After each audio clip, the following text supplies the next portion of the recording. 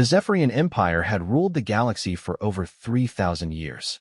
Their ships were faster than anything else in known space. Their weapons could crack planets in half. Their technology was so advanced that most species still used primitive combustion engines, while the Zephyrians bent space and time to their will. Admiral Krextar stood on the bridge of the flagship Dominion's Edge, watching the tactical display with satisfaction. 47 star systems had fallen to their forces in the past month alone. The Empire was expanding faster than ever before, consuming entire civilizations like a hungry beast. Status report, Krextar commanded, his 4 arms folded behind his back. The Zephyrian was tall and lean, with silver skin that reflected the bridge lights. His species had evolved on a high-gravity world, making them naturally stronger and more resilient than most galactic races. All targets have surrendered, Admiral, reported Commander Vexlon from the tactical station.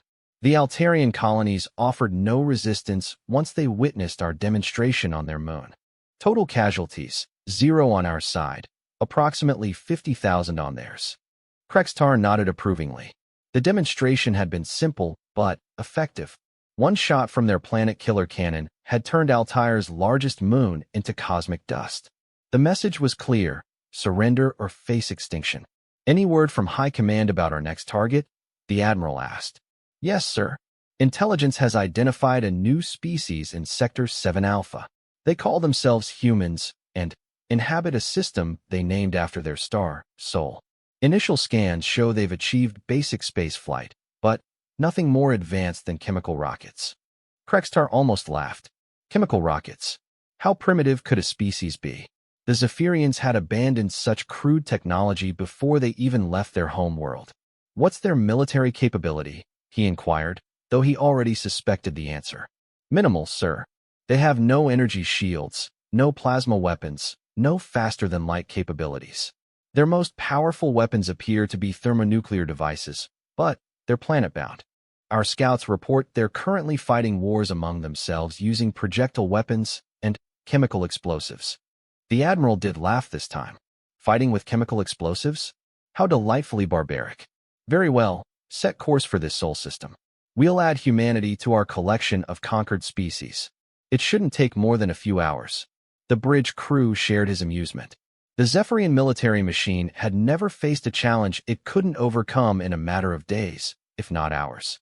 Their standard protocol was simple: arrive in overwhelming force, demonstrate superior firepower, accept surrender, and move on to the next target. As the massive fleet prepared for the jump to hyperspace, none of them bothered to study the detailed intelligence reports on humanity. If they had, they might have noticed some concerning details. The humans had been engaged in almost constant warfare for their entire recorded history. They had survived ice ages, plague outbreaks, asteroid impacts, and global catastrophes that would have wiped out most species. They might have paid attention to the fact that humans had gone from basic flight to landing on their moon in just 66 years, or that they had developed weapons capable of destroying their own planet within a century of splitting the atom. They might have wondered why a species with such primitive technology had managed to establish colonies throughout their solar system and was already planning missions to nearby star systems. But the Zephyrians saw only the surface details: no energy shields, no plasma weapons, no hyperspace capability. To them, humanity was just another primitive species ready for conquest. The fleet jumped to hyperspace, leaving behind a trail of conquered worlds and broken civilizations. In 3 days, they would arrive at Sol System expecting an easy victory. They had no idea they were about to encounter the most dangerous species the galaxy had ever produced. On Earth, humanity continued its daily existence unaware of the approaching threat. Dr. Sarah Chun worked late in her laboratory at the Arecibo Observatory Replacement Facility, analyzing radio signals from deep space. She had dedicated her career to searching for signs of extraterrestrial intelligence, never imagining that such intelligence was already on its way to find her. Computer, enhance signal clarity on frequency 1420.405, she commanded, adjusting her glasses as she studied the data streaming across her screens. The computer processed her request, filtering out cosmic background radiation and local interference. What remained made Sarah's breath catch in her throat. The signal was clearly artificial, following mathematical patterns that couldn't possibly be natural phenomena. "My God," she whispered, her hands trembling as she ran the analysis again. The signal was getting stronger by the hour, which meant its source was approaching Earth at incredible speed. Sarah immediately contacted Dr. Marcus Webb at SETI headquarters. "Marcus, you need to see this.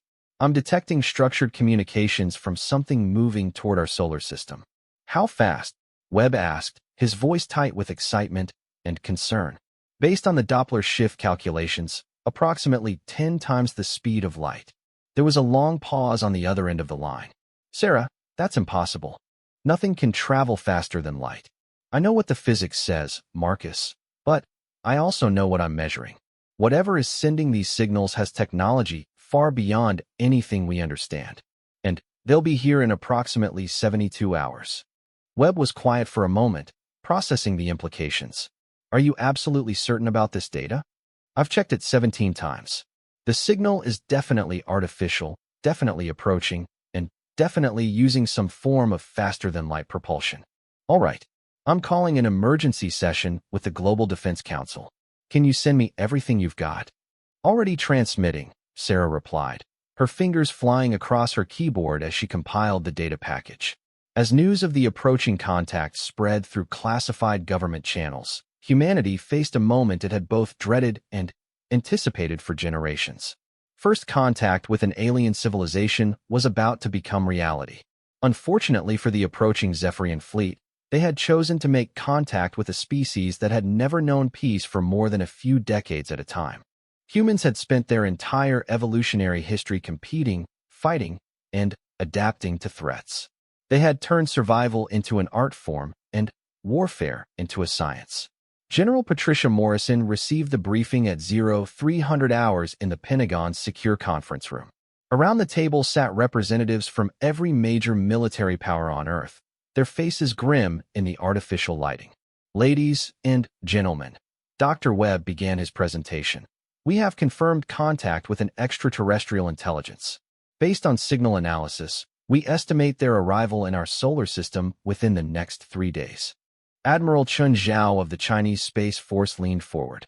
"Do we know their intentions?" "Unknown at this time.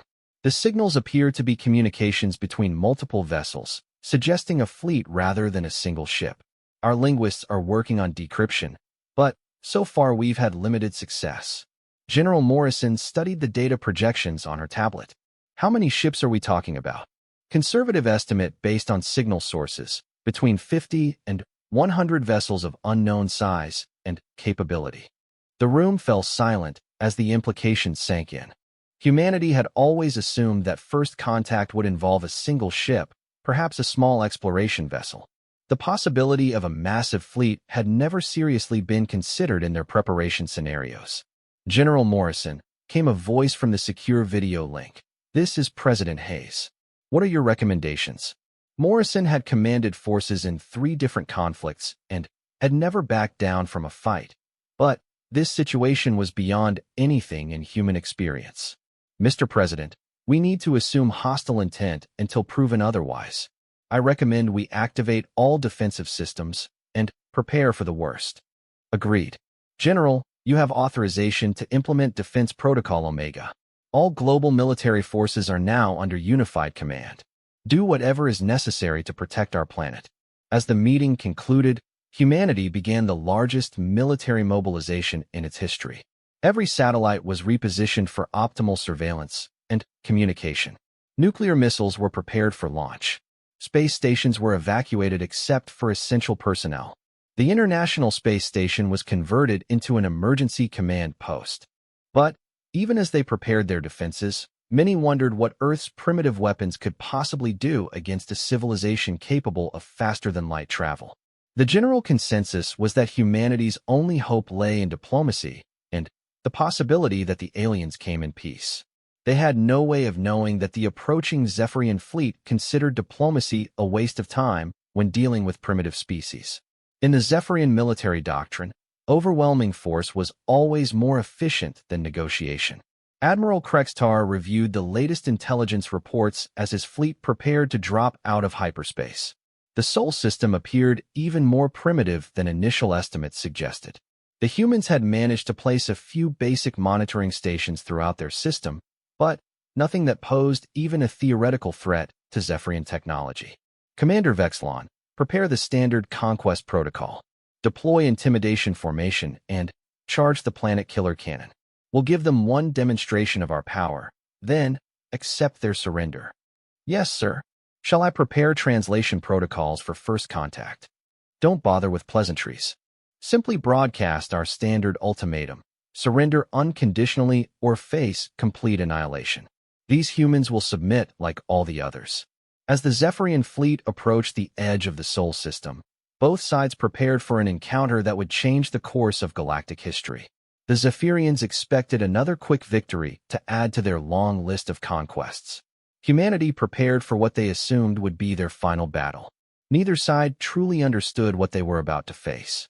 The Zephyrians had never encountered a species that refused to surrender when faced with overwhelming odds. Humanity had never faced an enemy with such technological superiority. But humans had one advantage the Zephyrians had never encountered in their 3,000 years of conquest. They had never learned how to quit. Dr. Sarah Chun watched her screens as the alien signals grew stronger with each passing hour. Soon, she would have her answer about whether humanity was alone in the universe. She only hoped her species would survive long enough to appreciate the discovery. In space, the massive Zephyrian fleet prepared to emerge from hyperspace and deliver their ultimatum to the primitive humans. Admiral Krextar was confident this would be the shortest conquest in Imperial history. He had no idea he was about to learn why humans had survived every extinction event their planet had ever faced, and why they had never lost a war they absolutely had to win. The Zephyrian fleet dropped out of hyperspace at the edge of the Sol system with a brilliant flash of exotic energy that lit up every sensor array humanity had deployed. 57 massive warships materialized from nothing, their hulls gleaming with an otherworldly metal that seemed to absorb and reflect light simultaneously. Admiral Krextar stood on the bridge of the Dominion's edge, studying the primitive system spread out before them. The third planet from the star showed all the signs of heavy industrial activity and dense population, perfect for a demonstration of Zephyrian superiority. Sir, we're detecting some kind of monitoring stations throughout the system, Commander Vexlon reported. Very primitive technology. Chemical rockets for propulsion, basic radio communications, rudimentary sensors. Any weapons platforms? Nothing that could threaten our shields, Admiral. The largest concentrations of military hardware appear to be on the planet's surface. We're detecting nuclear weapons, but they're planet-bound and far too primitive to pose any threat to our fleet. Krextar nodded in satisfaction. It was exactly what he had expected. Begin standard intimidation formation. I want our ships positioned so the humans can see the full scope of our superiority. Then, charge the planet killer cannon and target their moon. As the Zephyrian fleet moved into position, Earth's defenders watched in growing horror. The alien ships were enormous, each one easily 10 times the size of anything humanity had ever built. Their formation was clearly meant to intimidate, with the largest vessel positioned directly between Earth and its moon. In the emergency command center deep beneath Cheyenne Mountain, General Morrison coordinated humanity's response with military leaders from around the globe. The main screen displayed a tactical view of the alien fleet, with estimated sizes and capabilities scrolling alongside each contact. My God, whispered Admiral Zhang Wei, commander of the Chinese space fleet. The smallest of those ships is larger than our biggest aircraft carrier. General Morrison, came President Hay's voice through the secure communication link. What are our options? Morrison studied the tactical display, her mind racing through every possible scenario. Mr. President, with conventional weapons, we have no options. Those ships are beyond anything we can engage with current technology. What about unconventional weapons? Asked Dr. Vladimir Petrov, Russia's defense minister. Our nuclear missiles could potentially damage their smaller vessels, but only if we could get past whatever defensive systems they're using. From this distance, we can't even determine what kind of shields or armor they possess. As they spoke, every radio telescope on Earth began receiving the same transmission. The message was simple delivered in perfect English, Chinese, Russian, Arabic, and dozens of other human languages simultaneously. Primitive species of the third planet. This is Admiral Krextar of the Zephyrian Imperial Fleet. Your system now belongs to the Zephyrian Empire. You will surrender unconditionally and submit to Imperial authority.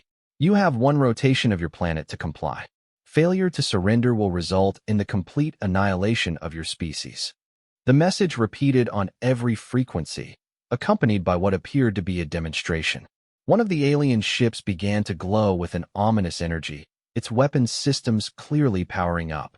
To show you the futility of resistance, the alien admiral continued, observe the fate of your moon.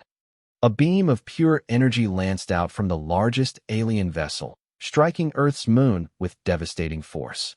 The ancient satellite, which had orbited Earth for billions of years, simply vanished in a flash of light that briefly outshone the sun itself. The destruction of the moon sent shockwaves through every government on Earth. If the aliens could eliminate a celestial body with a single shot, what chance did humanity have? But General Morrison was already thinking beyond the immediate shock. She had spent her career studying military history, and she knew that apparent technological superiority didn't always guarantee victory. The British had superior technology when they fought the American colonists. The French had superior technology when they invaded Vietnam. The Soviets had superior technology when they invaded Afghanistan. Ladies and gentlemen, she announced to the assembled leaders, they just made their first mistake. How is destroying our moon a mistake? Demanded General Kowalski of the European Defense Force. Because they revealed their weapons' location and firing sequence, Morrison replied, pointing to the tactical display. Watch the replay. Their main gun requires a charging period of approximately 43 seconds, during which their ship becomes a stationary target. They're so confident in their superiority that they're not even trying to hide their capabilities. Admiral Zhang leaned forward, studying the data. You're thinking about a counterattack? I'm thinking about survival. That ship just demonstrated it can destroy planets. If we don't find a way to neutralize their primary weapon, this war is over before it starts. President Hayes' voice cut through the discussion. General, what do you need? Time to study their movements and find weaknesses. Permission to engage if an opportunity presents itself.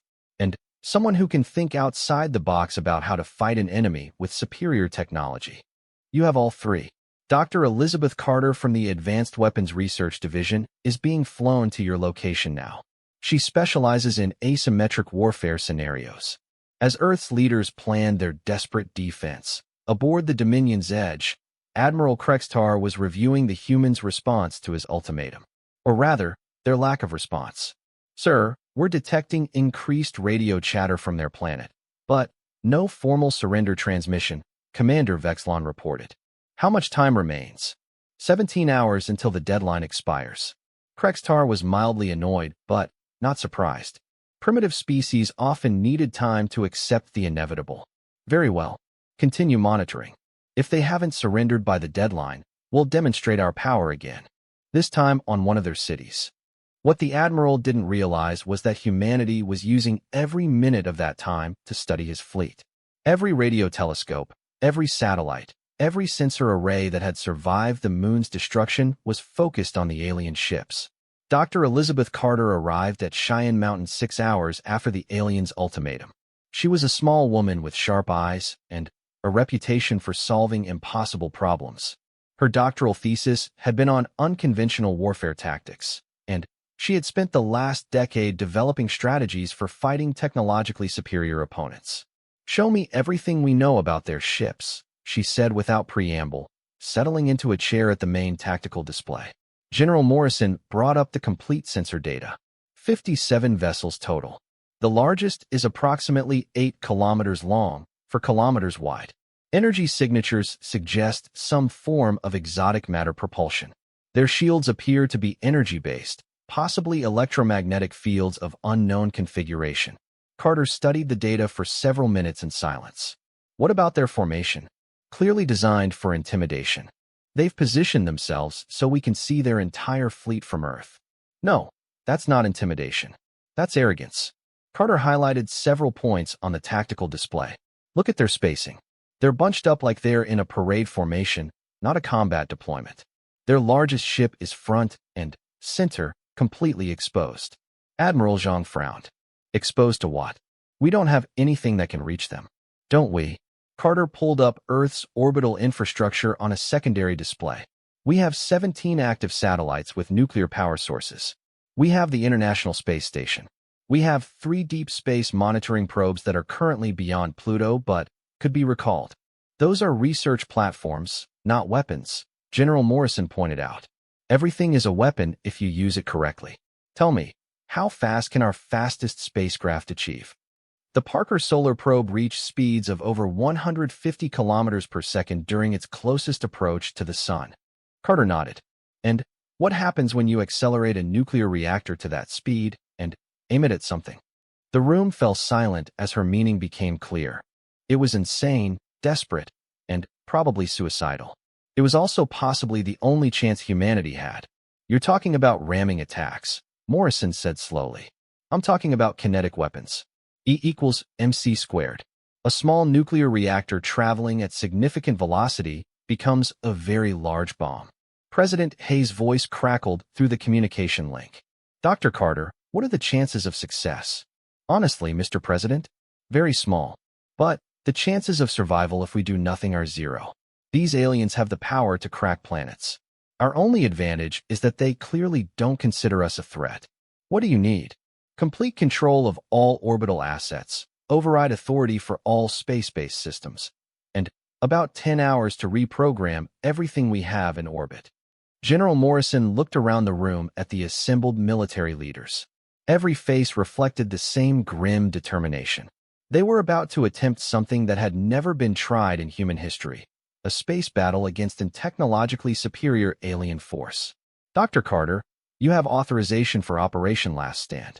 All orbital assets are now under your direct control.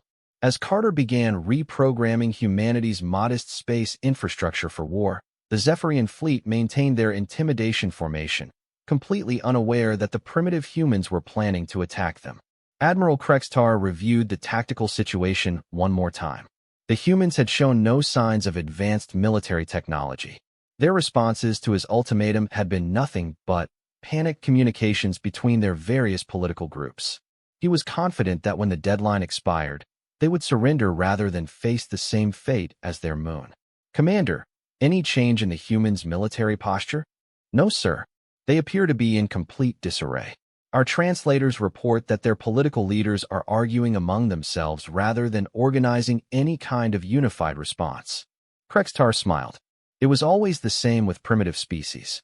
When faced with overwhelming force, they either surrendered immediately or fell into chaos. Either way, conquest was inevitable. Excellent. Maintain formation and prepare for their surrender.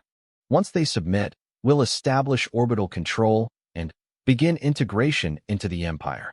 But, as the Zephyrian Admiral planned his easy victory, Dr. Carter was putting the finishing touches on the most audacious military operation in human history. Every satellite with a nuclear power source was being reprogrammed. Every space probe was receiving new navigation instructions. Even the International Space Station was being prepared for its final mission. General Morrison, Carter announced, "We're ready. All systems are programmed and standing by. We can execute on your command." Morrison looked at the tactical display one more time. In 9 hours, the alien ultimatum would expire. Humanity would either surrender or face annihilation. But they had one chance to show these aliens that humans don't go quietly into the night. Dr. Carter, initiate Operation Last Stand. Show them what happens when you threaten Earth. As Earth's improvised weapons began their final approach toward the alien fleet, neither side truly understood what was about to unfold. The Zephyrians expected an easy conquest. Humanity expected a glorious last stand. What they were about to get was the opening battle of a war that would reshape the entire galaxy. The first indication Admiral Krextar had that something was wrong came 18 minutes before the ultimatum deadline expired. Commander Vexlon's voice carried a note of confusion that the Admiral had never heard before. "Sir, we're detecting multiple energy signatures approaching our position. Small objects, very high velocity." "Define small objects," Krextar ordered, moving to the tactical display.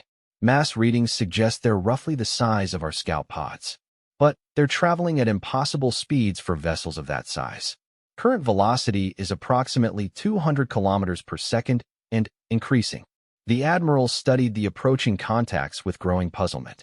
The humans had no technology capable of such speeds, especially not for objects of any significant size. How many contacts?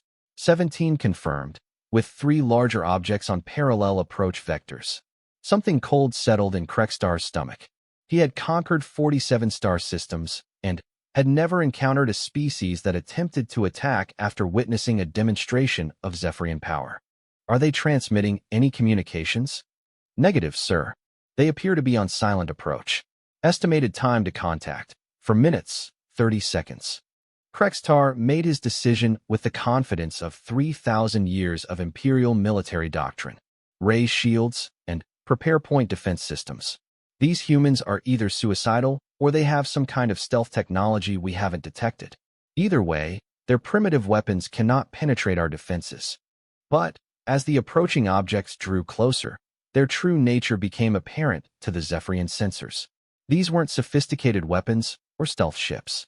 They were human satellites, space stations, and deep space probes, all powered by nuclear reactors and traveling at velocities that should have been impossible for such primitive technology. Admiral, Vexlon called out, his voice tight with sudden understanding. They're using their own infrastructure as weapons. They've turned everything in their orbital space into kinetic projectiles. On Earth, Dr. Carter watched the tactical display with grim satisfaction. Her improvised weapons were performing exactly as calculated. Each satellite had used its last bit of fuel to achieve maximum velocity before shutting down all systems except for their nuclear reactors. To the alien sensors, they would appear as simple chunks of metal until the moment of impact. Range to target, 60 seconds, announced Lieutenant Colonel Jackson from the tracking station. General Morrison stood behind Carter, watching as humanity's desperate gambit played out. What are our chances, Doctor? The kinetic energy of our largest projectile, the International Space Station, will be equivalent to approximately 50 megatons of TNT when it impacts at current velocity. If their shields can't absorb that much energy instantly, we might actually hurt them. And if their shields hold? Carter's expression was grim. Then, we've just revealed that humans are willing to sacrifice everything they have in space for one attack. They'll know they're fighting a species that doesn't understand the concept of surrender. Aboard the Dominion's Edge, Admiral Krekstar watched the approaching weapons with a mixture of admiration and disbelief. In 3,000 years of conquest, no species had ever attempted anything so audacious. The humans were essentially throwing their entire space infrastructure at his fleet in one desperate attack. Defensive systems active, Commander Vexlon reported. Point defense turrets are locked on targets. Shields at maximum power. Hold fire until they're in optimal range, Krekstar ordered. I want to see what these primitives are really capable of. The first satellite struck the leading Zephyrian destroyer with the force of a nuclear explosion. The ship's shields flared brilliant white as they absorbed the kinetic energy, but held firm.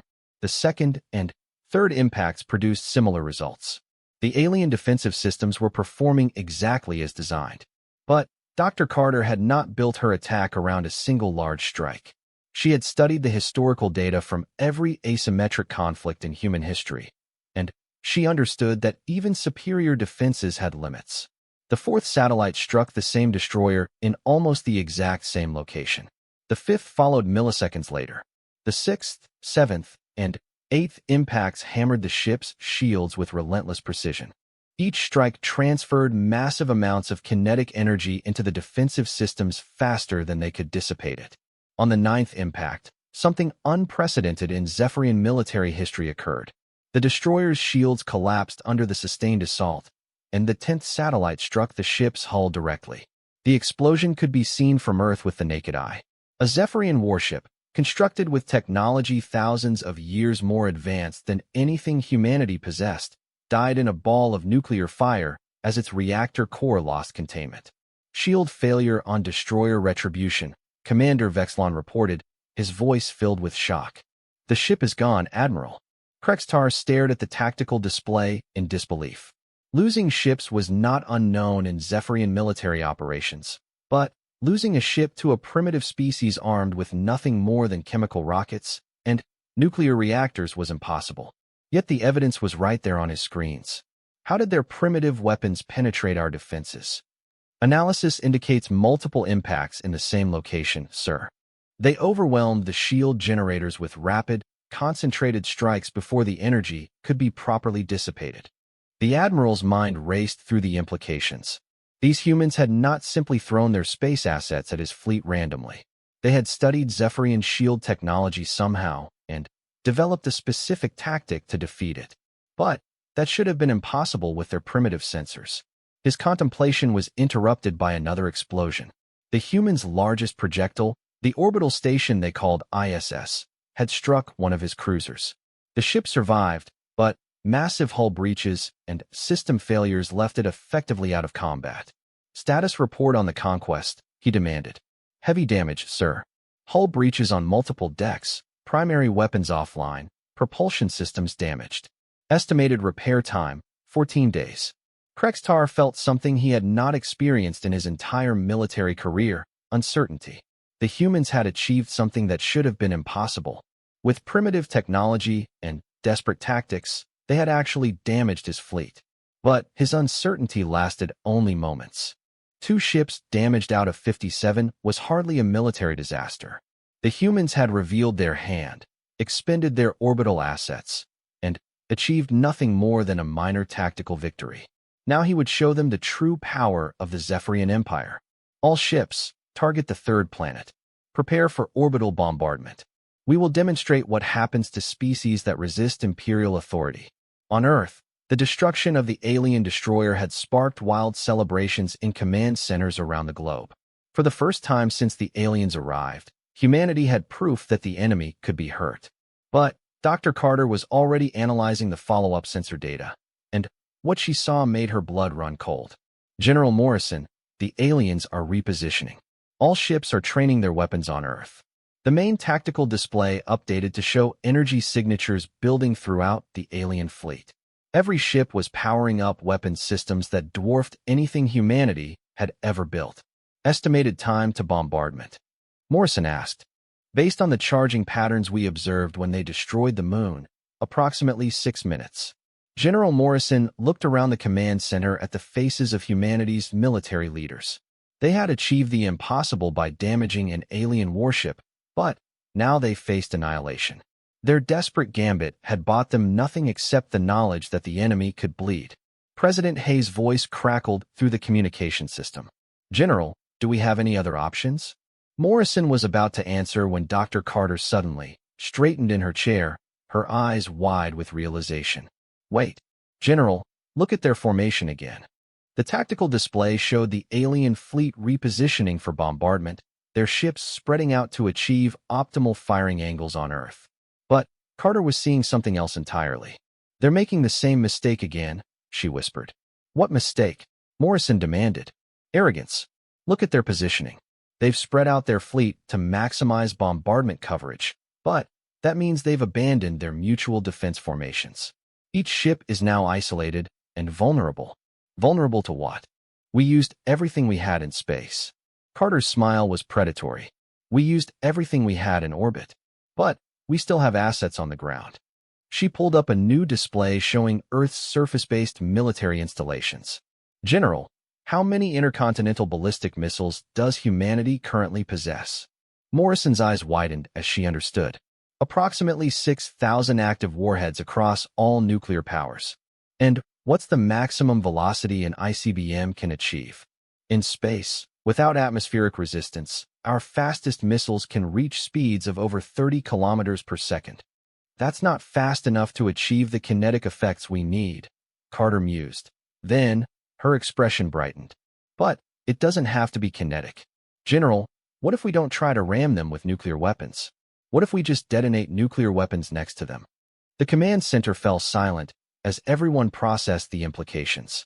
The aliens had demonstrated that their shields could absorb kinetic impacts, but could they handle the electromagnetic pulse and radiation from multiple nuclear detonations? Admiral Zhang was the first to speak. Dr. Carter, nuclear weapons in space don't create the same effects as atmospheric detonations. Without air for compression waves, the primary damage comes from radiation and electromagnetic effects. Exactly. And we have no idea how their shields handle electromagnetic interference. For all we know, their defensive systems are vulnerable to the same kind of electronic warfare that affects our own technology. General Morrison made the decision with the same calm determination she had shown throughout the crisis. All nuclear powers. This is General Morrison with authorization code Omega-77. Prepare all available ICBMs for immediate launch. Target coordinates will follow. President Hayes' voice cut through the preparations. General, you're talking about launching our entire nuclear arsenal into space. If this fails, we'll have no deterrent against ground invasion. Mr. President, in approximately 4 minutes, those ships are going to turn Earth into a radioactive wasteland. Our only chance is to hit them with everything we have before they complete their bombardment preparations. As humanity prepared to launch the largest nuclear barrage in history, Admiral Krextar watched his fleet deploy for orbital bombardment. The humans had shown admirable ingenuity in their suicide attack, but now they would learn the price of resistance. All ships report ready for bombardment, Commander Vexlon announced. Excellent. Begin bombardment in 3 minutes. Target their major population centers first. We'll leave enough survivors to serve as workers for the Empire. But, as the Zephyrian fleet prepared to end humanity's brief resistance, thousands of nuclear missiles were lifting off from launch sites around Earth. The largest nuclear exchange in human history was about to begin, except this time all the weapons were aimed at the same target.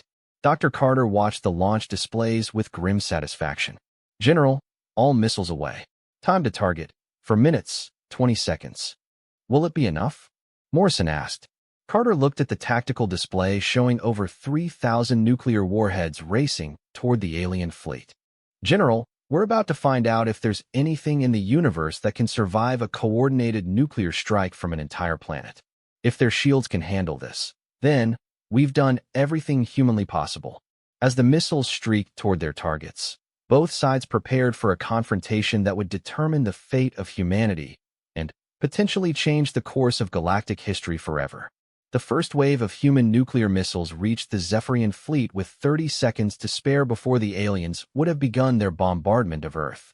Admiral Krextar watched the approaching warheads with calculated indifference, confident that primitive nuclear weapons posed no threat to Imperial technology. Sir, detecting multiple incoming projectiles, Commander Vexlon reported. Approximately 3,000 individual contacts. Nuclear weapons? Confirmed, sir. Fusion and fission warheads of various yields. Maximum estimated yield appears to be 50 megatons per warhead. Krextar almost laughed. The humans were throwing nuclear weapons at ships designed to withstand the energy output of stellar cores. It was like attacking a battleship with wooden clubs. Maintain bombardment formation. Our shields will absorb their primitive explosions without difficulty. Once their futile attack is complete, we'll proceed with pacification of their planet. But Dr. Carter had not designed humanity's desperate gambit around the explosive power of nuclear weapons. She had studied the technical readouts from the first alien attack, and she had noticed something the Zephyrians themselves had never considered a vulnerability. Detonation sequence initiating, she announced in the Cheyenne Mountain Command Center. All warheads set for coordinated electromagnetic pulse maximization. The first nuclear detonation occurred exactly 1 kilometer from the nearest Zephyrian cruiser. The explosion itself was absorbed harmlessly by the ship's energy shields, just as Admiral Krextar had predicted. But the electromagnetic pulse generated by the nuclear reaction traveled at the speed of light in all directions, carrying with it enough energy to disrupt electronic systems across a wide area. The Zephyrian shields held against the radiation and heat, but they had never been designed to filter electromagnetic interference while maintaining defensive integrity. As the first EMP wave struck the alien fleet, every ship's sensor array went dark for exactly 2.3 seconds. In those 2.3 seconds, while the Zephyrian ships were effectively blind, 17 more nuclear warheads detonated in precise sequence around the fleet flagship. The cumulative electromagnetic pulse crashed through the ship's sensor networks like a digital tidal wave. Commander Vexlon's tactical display flickered and died. Emergency lighting activated throughout the bridge as primary systems switched to backup power. Admiral, we're experiencing massive system failures across all networks. But Krekstar's attention was focused on something far more alarming than temporary system failures. Through the bridge's viewing ports, he could see his fleet hanging in space, dark and lifeless. Every ship had lost primary power simultaneously. "Status report," he commanded. "Sir, the electromagnetic pulses have overloaded our primary sensor grids. We're running on backup systems only. Estimated time for full restoration, 47 minutes. The Admiral stared at his dead tactical displays in growing horror. For the first time in 3,000 years of Imperial expansion, a Zephyrian fleet had been rendered combat ineffective by a primitive species. The humans had found the one weakness that no Zephyrian military planner had ever considered: their complete reliance on integrated electronic systems. Dr. Carter watched the alien fleet go dark with savage satisfaction. "General Morrison, all enemy vessels are showing zero energy signatures. Their shields are down, weapons are offline, and they appear to have lost primary power. How long until they recover?" General Morrison asked. "Based on the sensor data from their first attack, their systems appear to be designed for rapid recovery from battle damage. I estimate we have 30 to 40 minutes before they're back online." Morrison nodded grimly. 30 minutes to finish what they had started. "Dr. Carter, what's our next move?" "We use the window we've created. Every nuclear weapon we have left, every kinetic weapon we can improvise, every asymmetric tactic we can deploy. We hit them with everything while they're vulnerable." As Earth's military commanders coordinated their follow-up attacks, Admiral Krekstar was discovering just how thoroughly the humans had disrupted his fleet. Ships that had conquered star systems were floating helplessly in space, their crews working frantically to restore basic functions. "Admiral," Commander Vexlon reported, "we're receiving status updates from the fleet. All vessels report primary system failures. Weapons offline, shields down, propulsion systems on emergency power only." "How is this possible?" Krekstar demanded. "Their nuclear weapons can't generate enough energy to overload our defenses. Sir, our defensive systems are designed to absorb energy attacks and kinetic impacts. They were never tested against coordinated electromagnetic interference. The humans appear to have weaponized the electronic disruption effects rather than the explosive power." The Admiral felt a chill that had nothing to do with the ship's emergency life support systems. These humans had studied Zephyrian technology for less than 3 days and had identified a fundamental vulnerability that Imperial engineers had never considered. What kind of species could analyze and exploit advanced technology so quickly? His contemplation was interrupted by the ship's proximity alarms. New contacts were approaching the fleet, but these weren't nuclear missiles. They were much larger and moving much faster. "Sir, detecting incoming objects from the planet's surface. Large mass signatures, extremely high velocity." Admiral Krekstar moved to the manual viewing port and looked toward Earth. Even across the vast distance, he could see bright flashes of light lifting off from the planet's surface. The humans were launching something else.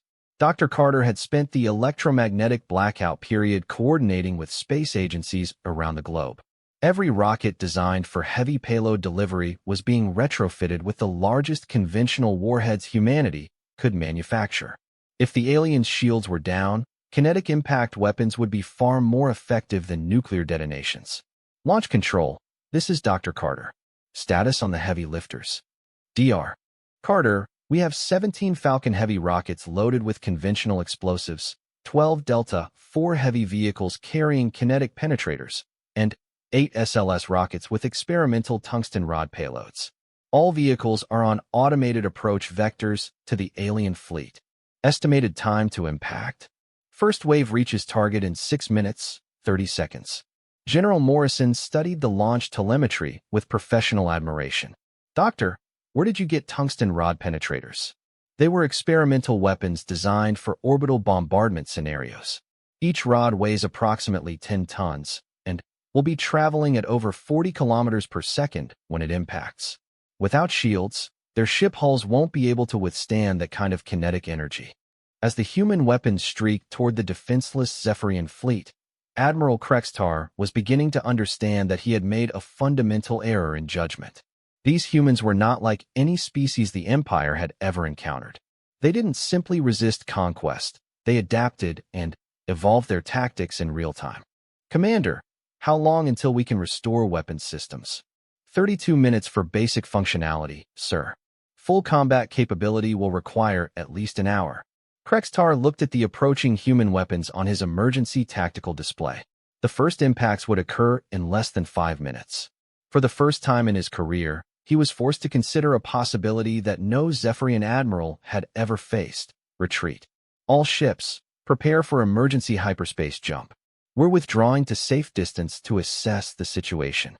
But, as his fleet attempted to power up their faster-than-light drives, they discovered another consequence of the electromagnetic attack. The complex navigation systems required for hyperspace travel had been completely scrambled by the nuclear pulse. Attempting a jump without proper calculations would either destroy the ships instantly or strand them in empty space between star systems. Sir, hyperspace drives are non-functional. The navigation computers are completely corrupted. We'll need to rebuild the entire astrogation database before we can attempt faster-than-light travel. Admiral Krextar realized with growing dread that his fleet was trapped in the Sol system with a hostile enemy that had already proven capable of defeating superior technology through sheer ingenuity and determination. The first tungsten rod struck the Zephyrian cruiser domination with the force of a small asteroid. Without shields to distribute the impact, the 10-ton projectile traveling at 40 kilometers per second punched completely through the ship's hull and out the other side. Secondary explosions ripped through the vessel as internal systems failed catastrophically. Dr. Carter watched the alien ship die with grim satisfaction. Direct hit on Target 7. The ship is breaking apart. More impacts followed in rapid succession. Conventional explosives designed for bunker-busting operations tore through alien hull plating. Kinetic penetrators shredded internal systems. The most advanced fleet in galactic history was being systematically destroyed by retrofitted human cargo rockets. Dr. Carter, General Morrison said quietly, "They're trying to signal us." On the main communication display, an image of Admiral Krextar appeared. The Zephyrian silver skin had turned a pale gray, and his forearms trembled slightly as he spoke. "Human military commanders, this is Admiral Krextar of the Zephyrian Imperial Fleet. I request immediate ceasefire to discuss terms." Dr. Carter looked at General Morrison with raised eyebrows. "General, they want to negotiate." Morrison studied the tactical display showing 15 alien ships already destroyed, and the rest floating helplessly in space.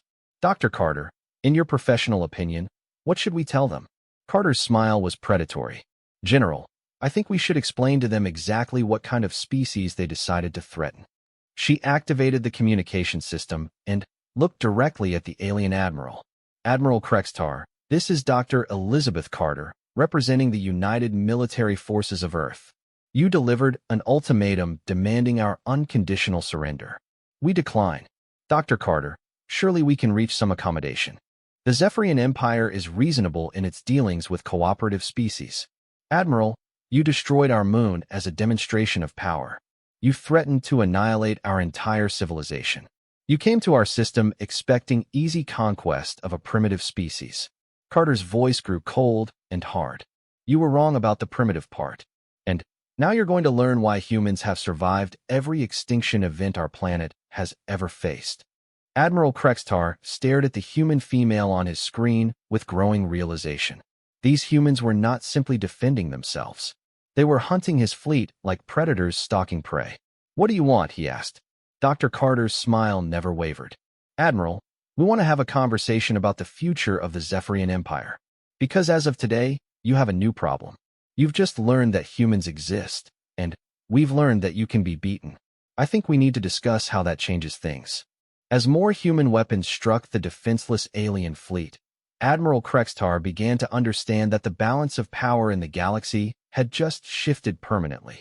The species that the Empire had dismissed as primitive had proven something that no civilization had achieved in 3,000 years. They had defeated Zephyrian technology through pure human ingenuity. And Now they wanted to talk about the future. 6 months after the Battle of Seoul, Admiral Krextar stood in what had once been his command ship, now permanently docked at the hastily constructed Luna station orbiting Earth. The Dominion's edge served as both embassy and prison, a constant reminder of how completely the Zephyrian Empire's expansion had been halted by a species they had dismissed as primitive. Dr. Elizabeth Carter entered the conference room with a tablet full of reports and the same predatory smile that had become her trademark in negotiations. Behind her walked General Morrison and a new face that made Krextar's stomach tighten with apprehension, Admiral Sarah Chun, recently promoted to command of humanity's rapidly expanding space fleet.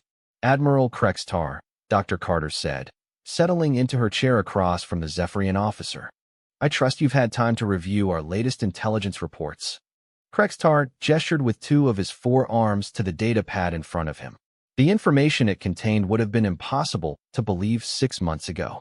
Now, after witnessing humanity's capacity for rapid adaptation and ruthless innovation, he found it all too credible.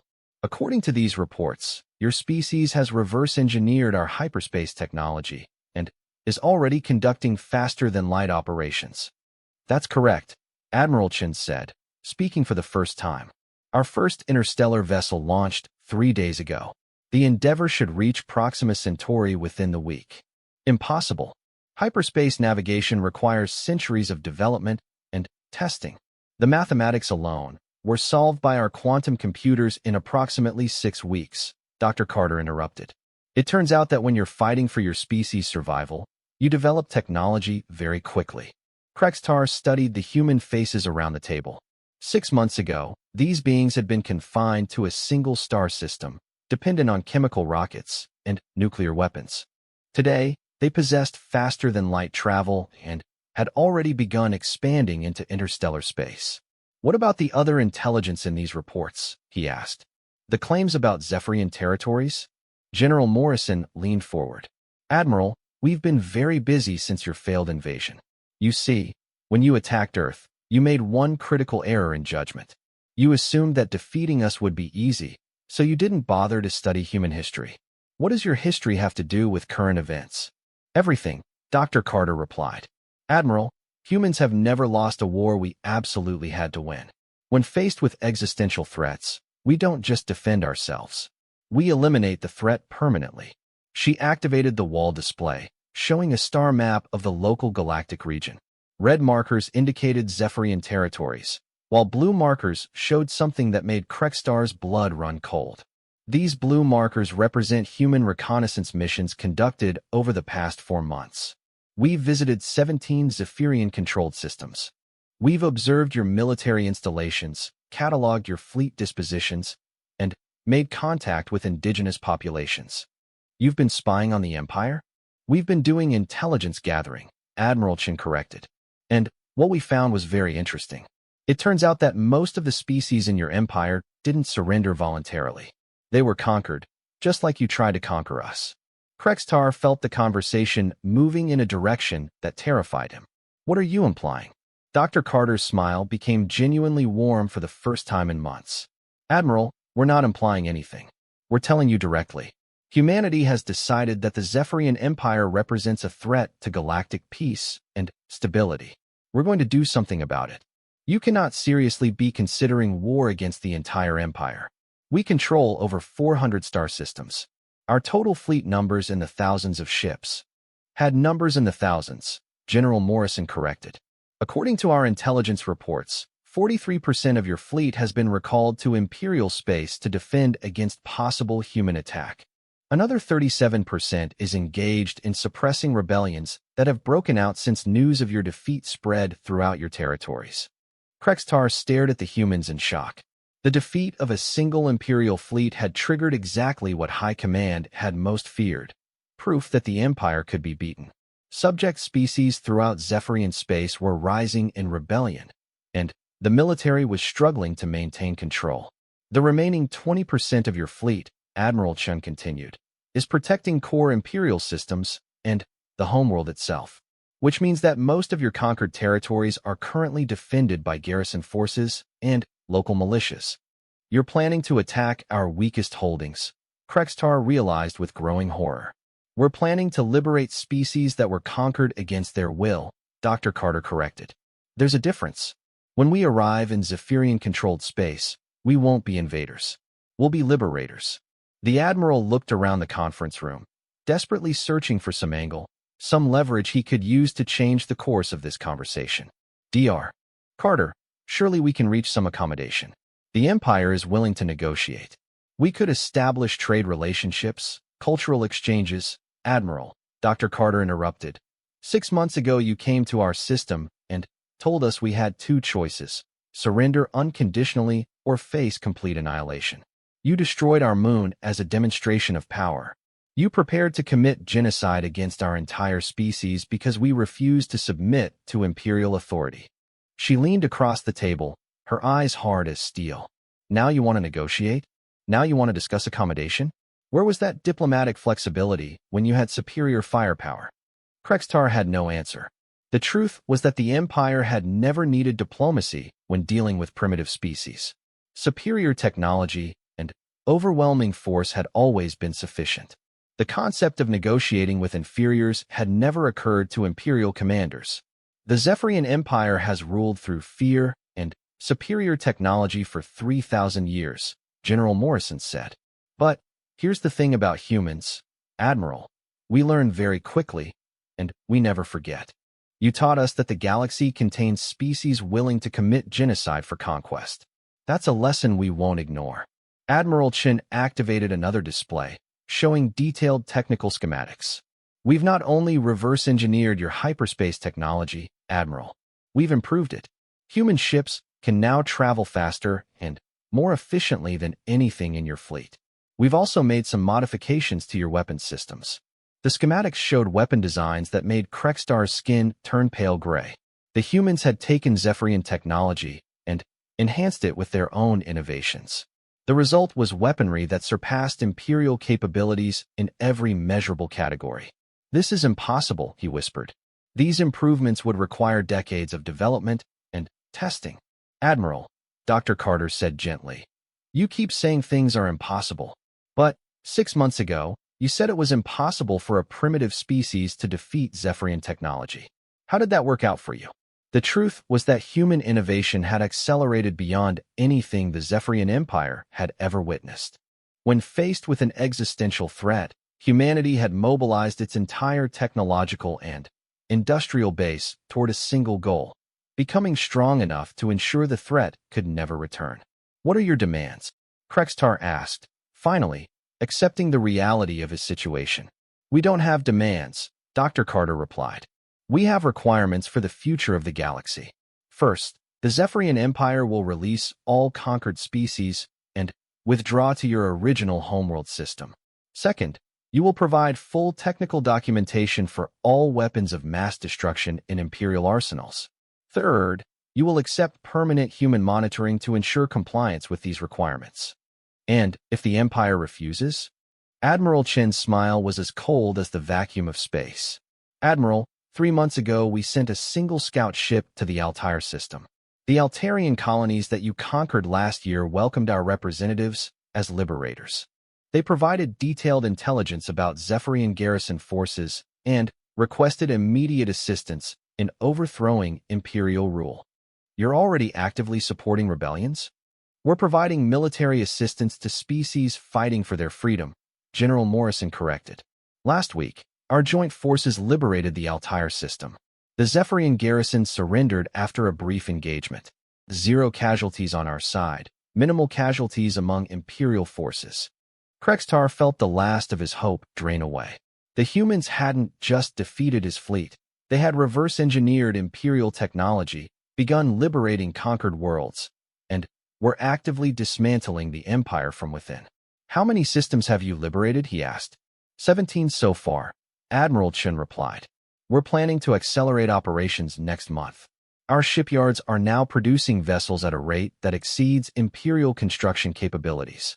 By the end of the year, we expect to have liberated approximately 60% of Zephyrian-controlled space. Dr. Carter leaned back in her chair, studying the defeated Admiral with something that might have been sympathy. Admiral Krextar, the age of Zephyrian expansion is over. Your empire conquered the galaxy through superior technology, but you never considered what would happen when you encountered a species capable of matching and exceeding that technology. What happens now? Krextar asked. Now you have a choice, General Morrison said. You can convince your government to accept our requirements and transition to peaceful coexistence, or you can continue to resist and watch us dismantle your empire piece by piece. Either way, the age of conquest is finished. Admiral Chun activated one final display, showing real-time tactical data from across Zephyrian space. Red markers indicated Imperial forces, blue markers showed human fleets, and green markers represented liberated worlds. The pattern was unmistakable. The Empire was collapsing. Admiral, Dr. Carter said, 6 months ago you came to our system believing you were untouchable. You discovered that humans are very good at touching things that claim to be untouchable. Now the question is whether the Zephyrian Empire is wise enough to learn from your mistake. Krextar looked at the tactical display showing the systematic liberation of Imperial territories. In 6 months, the humans had gone from victims to liberators, from a single planet to a growing interstellar power that was reshaping the galaxy. I will transmit your requirements to Imperial High Command, he said finally. Thank you, Admiral, Dr. Carter replied. And please make sure they understand one thing. Humanity didn't start this war, but we will finish it. The only question is whether the Empire chooses to end it through negotiation or through complete defeat. As the meeting concluded and the humans departed, Admiral Krextar sat alone in his former command ship, contemplating the complete transformation of galactic politics. The Zephyrian Empire had believed itself untouchable, protected by superior technology, and 3,000 years of unbroken conquest. They had been wrong, and now the galaxy would never be the same again. Outside the viewing ports of Luna Station, human ships prepared for departure to newly liberated star systems. Each vessel carried the message that was spreading throughout the galaxy. The age of conquest was over, and the age of liberation had begun. The aliens had believed they were untouchable, but they had never encountered humans before.